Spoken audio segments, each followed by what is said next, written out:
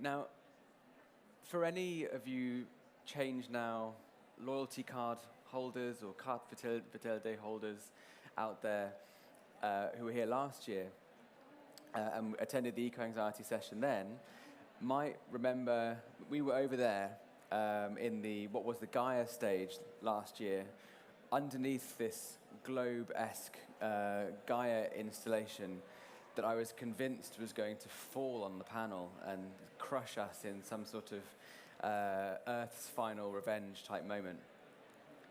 During that session, I began by asking the audience a simple question, which I'm going to ask again. And as I said last year, I'm a psychologist, so I'm really comfortable asking people how they feel. So just by a show of hands, I'm interested to know, when you think about climate change, does it make you feel any of the following? And you can choose more than one. And so if this word relates to you, then just raise your hand.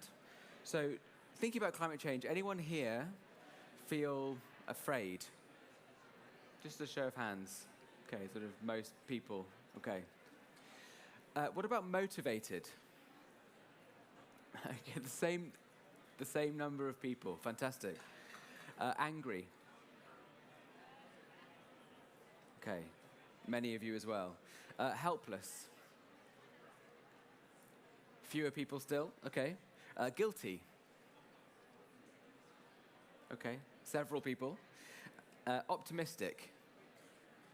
Good. That's because we're at ChangeNOW. That's the whole spirit of this place. Excellent. Very good. Uninterested. Absolutely zero people. Okay, fantastic. Now, I've asked that question a lot. That question has been asked in research also a lot. And what continually comes up, it's the same thing here last year, and when we're running workshops with organizations, I ask that question in schools, all kinds of places, universities, and consistently, what we find are high levels of fear, high levels of motivation, and then several other emotions dotted in there as well. So when we're talking about eco-anxiety, and the guests on the panel today in the fireside chat are going to elaborate on this idea even more, we're not just talking about anxiety. We're talking about climate emotions. And that those climate emotions actually are important vehicles through which we can engage meaningfully in climate action. So I'm here to set the scene, essentially, in terms of what eco-anxiety is, but particularly what we've learned over the past year, because the rate of change when it comes to our understanding about eco-anxiety is astronomical. So I'm going to do a bit of an update on the keynote I gave last year. So what do we know about eco-anxiety? Firstly, we know that it's not a pathology at all. It's a normal response to the existential crisis that we're facing. That's the first thing. And again, since over the past year, we've had organizations, governmental bodies, Royal College of Psychiatrists in the UK, organizing bodies of psychologists, etc., all announcing that they don't believe eco-anxiety should be considered a pathology, okay? This is point number one. We know now that eco-anxiety can affect anybody, but we're particularly mindful to support young people, those working in sustainability, and also those who are from historically marginalized communities or places around the world, in MAPA regions, and places around the world that are already experiencing the direct effects of climate change. Because all these people are on the front line. Over the past year, we've learned that eco-anxiety is becoming more widespread as extreme weather events become more commonplace.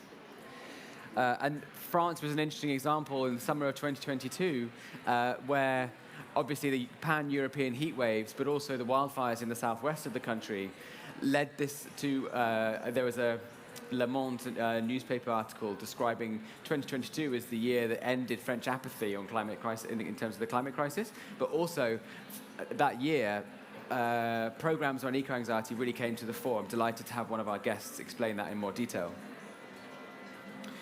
We learned over the past year that rates of eco-anxiety are higher in places around the world that are more directly affected by climate change. This is not just a European problem, this is not just a white privilege problem, that actually eco-anxiety exists to a greater degree where the closer you are to the direct effects of climate change. We learned that collective action is a much better buffer against eco-anxiety than individual action.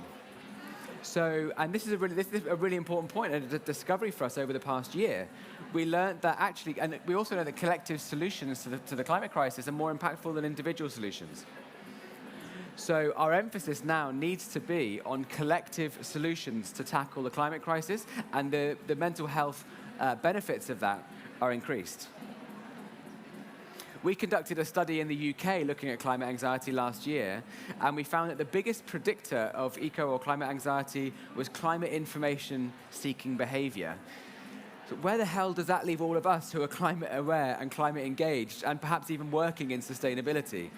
Well, we know that climate information is useful up to a point, but then it reaches a point where we can become oversaturated with climate information, and doom fatigue can set in. We've learned that intergroup tensions between generations, between communities, can exacerbate climate distress. And as I said, we've learned that the solutions need to exist at community level, be they schools, businesses, or community or activist groups. Crucially, we've learned that young people should not be made to feel that they're carrying the burden of responsibility for the future, but instead be supported by adult allies and the institutions that exist around them. We, climate psychologists, we use this framework of climate empowerment, where we've identified the 3 pillars that we've learned to be necessary for meaningful climate action, okay? The first is climate awareness. The second is climate well-being.